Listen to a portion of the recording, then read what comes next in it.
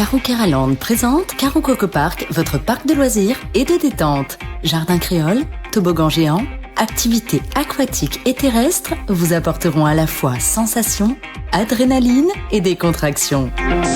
Régalez-vous dans son restaurant, le Coco Blue, ou dans l'un de ses snacks. Partagez des émotions fortes dans la zone de jeu Coco Game, où Escape Game, réalité virtuelle et Maison de la Peur vous offre un 3 en 1. Fêtez vos meilleurs événements avec Caro Coco Recept dans nos espaces privés lounge. Séjournez chez Caro Coco Lodge, des hébergements de charme, proches de la plage ou du spa. Caro Keraland, le cœur de tous vos loisirs. Martinique Actualité. Un corps a été découvert ce matin au François dans un cours d'eau derrière le marché aux poissons. Les pompiers ont été appelés vers 11h30 pour le repêchage de la victime, dont l'identité et les circonstances du décès restent inconnues. La gendarmerie est intervenue sur place avec l'identification criminelle et la compagnie du marin qui mène les premières constatations. Une enquête est en cours. Les vedettes Blue Line, quant à elles, ont repris du service ce lundi matin entre les Trois-Îlets et Fort-de-France après une interruption depuis vendredi dernier. La compagnie a confirmé la reprise selon les horaires habituels, sans donner plus de détails pour le moment. L'arrêt du service était dû à une grève des salariés qui dénonçaient des problèmes de sécurisation des pontons et du balisage des chenaux. Xavier Yebakema, directeur général de Blue Line, a indiqué que l'entreprise avait satisfait à toutes les demandes des marins, mais des blocages demeuraient avec Martinique Transport et la ville des Trois-Îlets. Arrestation d'un dealer bien équipé en Martinique le 11 février dernier après avoir suivi de près un trafiquant grâce à des mois de surveillance et de filature. La brigade des stupéfiants de la police judiciaire de Fort-de-France a mis la main sur un type qui dirigeait un point de deal. La perquisition chez lui a révélé une véritable caverne d'Alibaba de la drogue. 2,5 kg de cocaïne, 200 grammes de résine de cannabis, 40 grammes de crack, 3 armes de poing avec plus de 200 balles, un gilet pare-balles et un registre de compte pour suivre les affaires. Après avoir pris son temps en garde à vue, l'individu a été placé en détention et il passera devant le tribunal le 7 avril. Il a de quoi se préparer. La préfecture de Saint-Martin a présenté un plan d'action pour restaurer la sécurité sur l'île suite à une initiative nationale. Ce plan comprend 22 mesures axées sur 3 grands axes, la lutte contre le narcotrafic et les violences armées avec un renforcement de la surveillance et de la vidéoprotection, la sécurité routière avec des contrôles renforcés, des campagnes de prévention contre la violence sur les routes et enfin la lutte contre les violences intrafamiliales et sexuelles avec la mise en place de permanences discrètes et des dispositifs d'accompagnement. Le suivi de ces actions sera effectué tous les trimestres. Les dirigeants de la CARICOM veulent inviter Donald Trump aux Caraïbes pour discuter de ses politiques, notamment sur l'immigration. Après des tensions avec les États-Unis, il cherche à aborder les impacts sur la région, notamment sur l'économie et la migration. Rien de fixé pour le moment, mais la présidente de la CARICOM, Mia Motley, reste optimiste. Air Interrail a inauguré une nouvelle ligne aérienne reliant la Guadeloupe à Marie-Galante avec 3 rotations hebdomadaires. Le vol de 20 minutes assuré par un Tecnam de 9 places vise à faciliter les déplacements entre les îles et attirer un public premium à Marie-Galante. La rénovation de la piste et du bâtiment de l'aérodrome a été financée par le département pour soutenir cette nouvelle dynamique. Des tarifs préférentiels seront proposés aux habitants de Marie-Galante afin de stimuler les échanges et le développement local. L'avenir fonce sur nous et il est alimenté par l'intelligence artificielle générative, un sujet qui bouscule nos sociétés.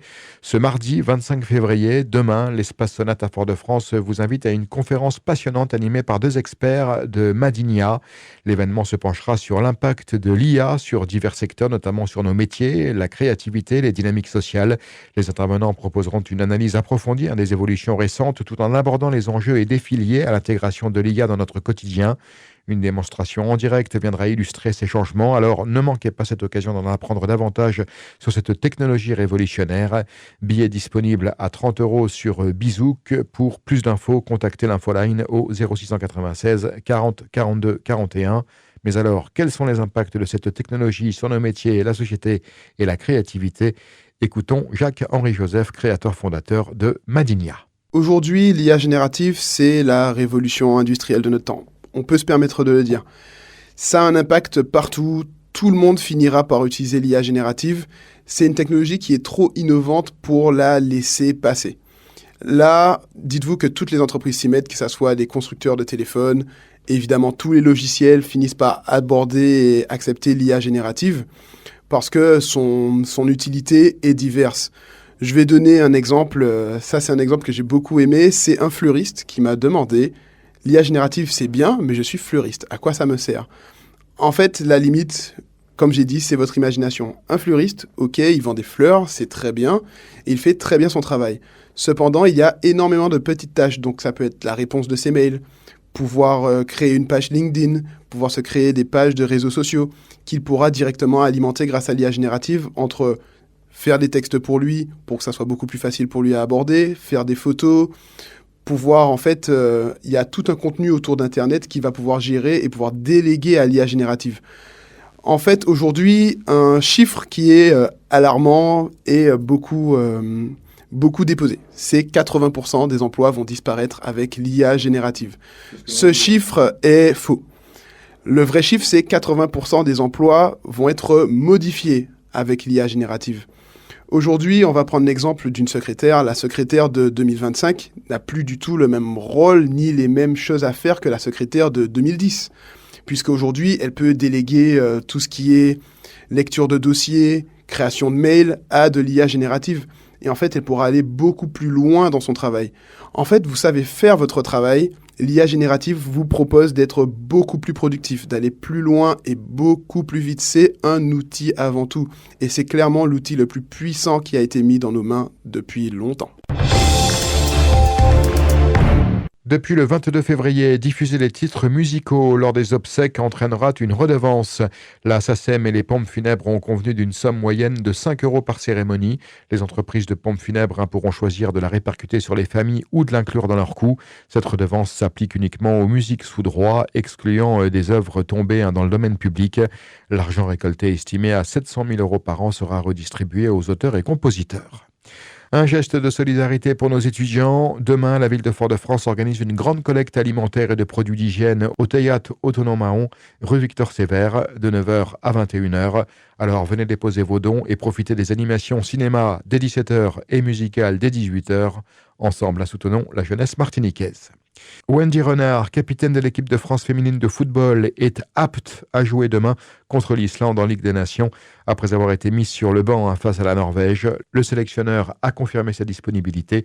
Des ajustements sont prévus dans le 11 de départ pour apporter de la fraîcheur avec Pauline Perromagnan en gardienne titulaire. Les Bleus, victorieuses de la Norvège 1-0, affrontent donc l'Islande au Mans demain pour leur deuxième match de la phase de groupe. Depuis le début du mois, les Antilles connaissent des précipitations bien au-dessus des normales saisonnières, un phénomène inhabituel pour cette période de l'année qui se traduit par des cumuls de pluie importants en Martinique et en Guadeloupe. Les prévisions pour les semaines à venir confirment la poursuite de cette tendance humide et du carême gras. Le journal des sports vous est présenté par Rémi Colbert. Bonjour à tous. On démarre par du cyclisme avec le Grand Prix de la ville de Sainte-Luce organisé par le VCL 228.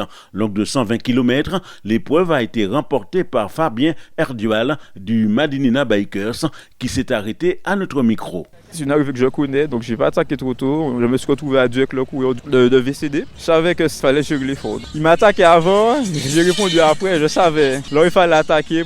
Fabien Erdual a été suivi par Antoine Gourand qui a intégré le Vélo Club du Diamant au mois d'octobre. Il nous raconte la suite. J'avais passé 5 saisons sans courir, donc je remets un peu le pied à l'étrier. Et on va continuer le travail et puis on va viser la victoire pour les prochaines courses. Le troisième est le jeune Louis Jean-Baptiste Simone de la catégorie U19 de la team Crédit Mutuel Garage Premier. On l'écoute. Ça a attaqué beaucoup parce que l'entente n'était pas exceptionnelle au sein du groupe, mais je remercie tout le team Crédit Mutuel Garage Premier qui a fait un super bon travail pour moi. On continue avec du football. Dans le championnat de R1, lors de la 18e journée, le RC Saint-Joseph l'emporte 3-1 face au Golden Star. Il accentue son avance au classement avec 7 points d'avance sur le club franciscain qui est resté sur un nul 0-0 contre le club colonial. Le club péléen est également resté sur un nul 2-2 face à l'Aiglon et reste à la 3e place avec 9 points de retard du leader. La bonne opération est pour l'Espoir qui a défait le CO Trenel sur le score de 4-0. Le club va beaucoup mieux mais reste à la 11e place du classement. On écoute son président Marc Saint-Fort. Aujourd'hui, l'équipe va beaucoup mieux. On a gagné un match très important contre le CO Trenel. Et voilà, on prépare le match de mardi contre le Golden Star. Vous avez changé d'entraîneur entre-temps ? Oui, on a changé d'entraîneur au mois de décembre. Donc voilà, l'adaptation se passe bien. Il y a une bonne cohésion et ça se passe bien. Alors quel est l'objectif justement de l'Espoir dans ce championnat de R1 ? L'objectif n'a jamais changé, ça a toujours été le même, c'est le maintien. En R2, dans le groupe A, le match entre l'Éveil et le leader, l'Inter de Sainte-Anne, s'est soldé sur un nul 0-0. L'Éveil reste 3e. Le second, le RC Rivière-Pilote, est allé faire un match nul au Saint-Esprit face au Stade Spiritain, 1 but partout et compte 11 points de retard du leader. Dans le groupe B, le premier du classement, l'AS Mordésès a été battu 1-0 par le Réveil Sportif. En revanche, son dauphin Lasso l'emporte en déplacement 4-0 face à l'US Riveraine et se rapproche de 6 points du leader. Le troisième, l'US Robert, a également pris des points en gagnant 1-0 face à l'Effort, mais reste à 9 points du premier. La suite du journal des sports, Rémi Colbert. On enchaîne avec de la voile. Hier, le plan d'eau de la ville de Sainte-Luce était occupé par les Yoles à l'occasion de la 4e journée de leur championnat et des Gommiers pour la seconde journée du championnat de la discipline. Chez les Yoles, la première course a été marquée par une arrivée mouvementée en raison d'un malentendu sur la ligne d'arrivée. On écoute la tentative d'explication du directeur de course, Lionel Joly. Il y a eu quelques quoi qu'on va dire, et ça s'est démontré sur la fin de la première course. Sachant que Sainte-Luce c'est toujours difficile parce que bon, la ligne de départ n'est pas forcément large, donc on l'a juste fait avec les moyens du bord. Les litiges ont été là sur l'arrivée. Un malentendu qui a débouché sur une disqualification de la Yole Sahara Énergie Nouvelle Autodistribution pour un refus de priorité à UFR Chamflore, ce qui a créé la colère du président de l'association Yolnet, Patrick Lamont. Les gens ne comprennent pas, ils ne savent pas tellement neuf ces produits, ils ne savent pas comment ça a été fait et le pourquoi, etc. Nous on connaît, nous on sait très bien, c'est la magrouille, je le dis.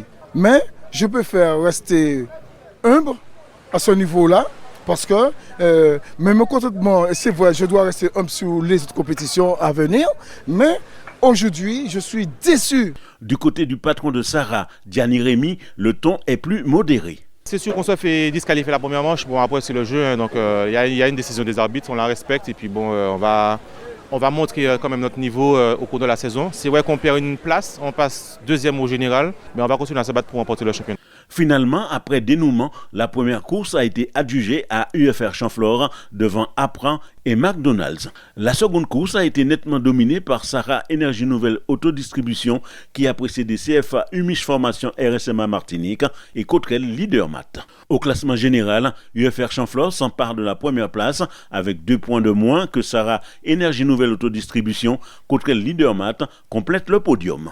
Chez les Gommiers, à l'issue de cette seconde journée, au classement général, on retrouve Pamosouef devant Mili et Grain d'Or. O-News Radio sur outremernews.fr.